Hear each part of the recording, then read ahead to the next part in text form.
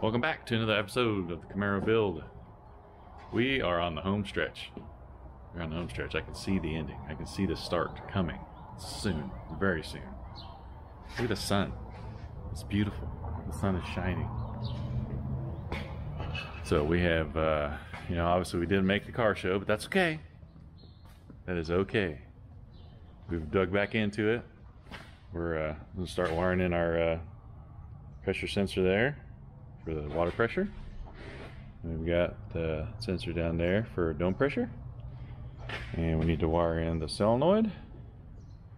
We've got the loom back out because we're adding a bunch of stuff, all those sensors. And we're also going to add a back pressure sensor to the manifold under here somewhere. Need to go buy some tubing and some fittings. But let me show you where we're at now. I'm working on this. So this will be the, let me pick it up so it's a little easier to see. This is the plate that's going to hold the Dominator and the solid state relay for the trans brake and a little fuse block. Let's lay it out on here how we're going to have it. Got the Dominator sitting about right here ish, and the relay here ish, and then the fuse block here ish, and we've got some tabs. This tab is going to go right about here so we can zip tie the cable, the data cable, USB cable here, tie it to there so we don't rip it out of the Dominator. And we got this tab here. It's probably going to go somewhere here so we can zip tie all the cables and stuff that come out. Just zip tie them all down so they're not just flopping around. This one will go about here so we can zip tie stuff to it. Right about here in the car is where the main harness comes in to the Dominator and stuff goes back out. And last but not least, we've got this little plate here. It's going to be kind of act like a little guard for toes, because right about here is where your toes are going to be on the passenger seat. So instead of kicking everything under here, you can just kick that plate. So that's my thoughts. So for that, a little template for that. I'm gonna get to welding all these little tabs on and get it put in the car and see what it looks like. I've also got some switches installed in the steering wheel. Got the trans brake installed and the bump button installed. This one's already in here. It'll be for the line lock if he even uses it. Those turned out really well. They all were like that. All the spokes. I just used a step bit, drilled it out, installed them. There they are. Look at that mess. Wires everywhere. We'll clean them all up though. We got zip ties and all that good stuff. So I'm gonna get to welding these plates. Yes, this place is still a mess. So sue me. Right, we got this all mounted. Dominator's nice and mounted. We went with a different fuse block. This one has a single input and then it branches out on the inside. And there's our solid state relay for the trans brake. And what else we got? I made a little, well, this, I already showed you this, but that's the strain relief for that. Data cable. These are extra inputs and outputs. Got the trans brake wire here, and then the bump wire, and they match the color of the buttons, which kind of helps me. And I like to label everything too. Labeling everything just helps you out down the road if you're ever trying to do some troubleshooting or anything. Then we got a little label right there, trans brake on the fuse. And in our engine harness, we'll go into these two holes, and it's actually got 4 inputs and 4 outputs on it also. So most of the stuff that's in the engine bay, we're going to use that for. So I'll just show you the pin map on the, get this glare out of here. So we've got the water pressure, dome pressure, and exhaust manifold pressure. They're going to be on the input wires. Those are the white wires with different color tracers, like blue, red, black, and green tracers. And let's see, let's go to the outputs. In the outputs, we've got the water pump, the boost solenoid, and then the 2 fans. And we've also got the staging output. That's what's going to run the trans brake. So that's what it's going to come out of this spot here and go right to the solid state relay. You got another input. Yeah, we got the these are kind of I don't know what you call them, internal, except for the staging. That's on the staging 1 input is the trans brake. So I've also linked the rev limiter number 1 and the trans brake launch, because you can control the boost pressure on your launch. So all 3 of these things will come on with when you push the trans brake button. And then there's the other input, the staging input number 2, which would be the bump. So I think I'm about ready to install this into the car so we can start plugging everything in. Oh yeah, another thing, I've added a ground lug right here. So if we got any grounds coming up to the Dominator, we can just ground lug it right there. Alright, I'm going to get this thing installed. Boys and girls, we're almost ready to start this thing. Almost ready. I'll show you the panel. It's all in, installed, ready to go.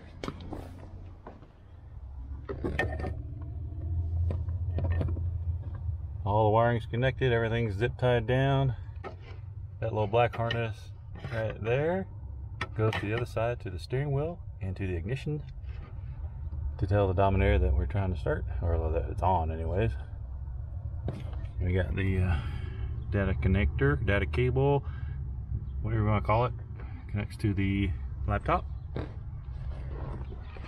This is the, got this connected, that's a line lock. And trans brake, bump, all that stuff's connected. Take you out here to the engine bay.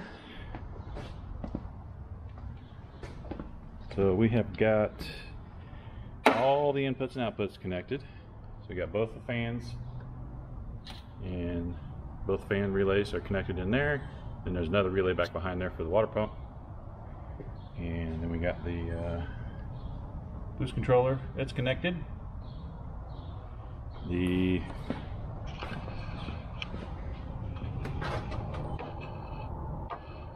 $1 Motorsports dome pressure sensor is connected, wired in, everything's zip tied back.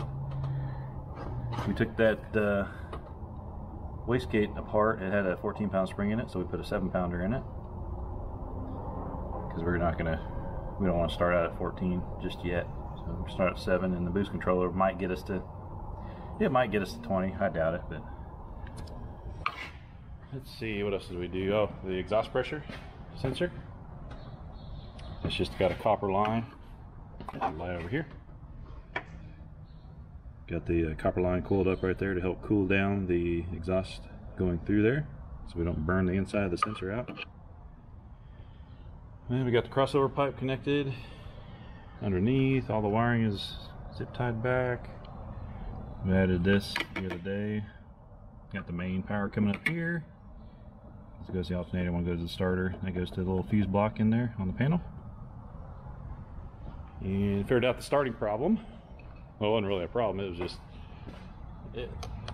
the signal wire going to this relay was cut. However they controlled it, I don't know, but figured that part out. I'll show you on the pretty easy to remedy, because we've got the, so this would come from the starter switch. Come down. This is a manual car, so it goes through the clutch pedal, which we got zip tied back, so it's made all the time. Then we got the dark green wire going to that relay, so that would be the power going to the relay. So then you need a negative to make this coil work, right? So that negative would come from the body control module, and the little chip that's in the key, that was the I don't know what you want to call it, the security. It's a little resistor in the key, but that would turn on this little switch here and give it ground. So whenever you turn the key, beep, beep, Pull this in, close that switch, actuate the starter. But this yellow black wire here was the one that was cut, so I just put a ring terminal on it, connected it to ground around the body control module, actually right up there in the engine bay. Easy enough. Now we're going to try and start this thing. Well, first I'm going to turn it over without the fuel pump or anything running. Get some oil pressure up. You also got to throw the tune in there. And hopefully it'll start on the first try. I think I might bump open the throttle blade a little bit too. I'm sure it's going to need to be adjusted some. See if we can get this thing started. All right, here we go. We still got starting issues, so got my good old trigger out. I don't know if the relay's messed up. A little bit warm. Yeah, really might be messed up. Anyway, I'd rather do it out here anyways. Okay, ignition's on.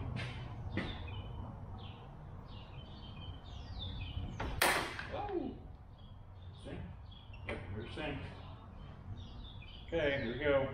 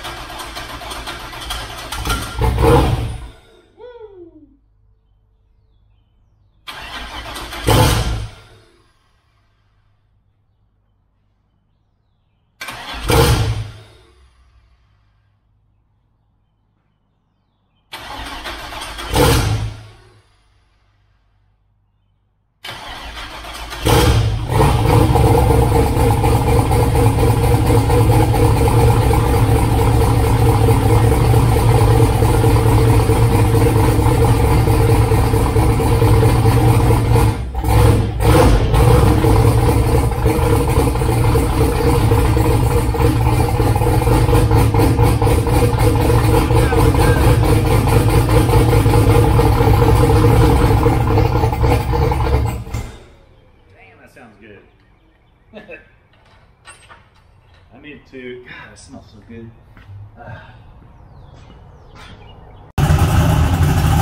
Can't breathe right now.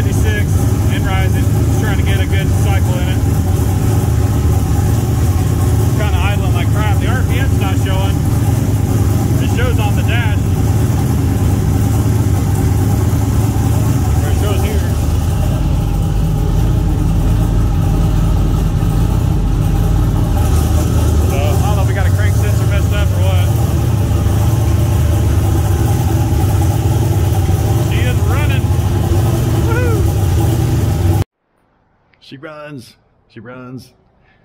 Had to get outside for a second. It was starting to smoke me out. I couldn't breathe. Everything burning off, all the metal, all the oils and stuff on the manifolds and whatnot. It started smoking me out. Plus it's running rich. Obviously it needs some idle tuning, but it runs and it sounds mean. Can't wait to get the thing, get the fuel map down to where it's supposed to be. But yeah, it sounds good. I'm excited. And it's on, let's see, we got Renegade, I think. Yeah, Renegade True E85. So that's not gonna change. Pro E85. But we got running on that. And so I guess the next order of business is to figure out the idle. The RPM wasn't showing up. So I need to watch the crank sensor and the RPM signal, or the cam sensor. Had good oil pressure, had 45, 46 pounds the whole time. Got her up to about 180 and shut it down. Get a good heat cycle in it. I think that's about it for now. Next video, hopefully we'll be getting it on the dyno. We're gonna do some solid state tuning on the dyno, so go take it for a spin. See how she drives on the street. That'll be exciting too. But I appreciate all you guys watching. If you would, please like and subscribe. Maybe a comment in there, 1 or 2. And we'll see you on the next one. It's going to be even more fun.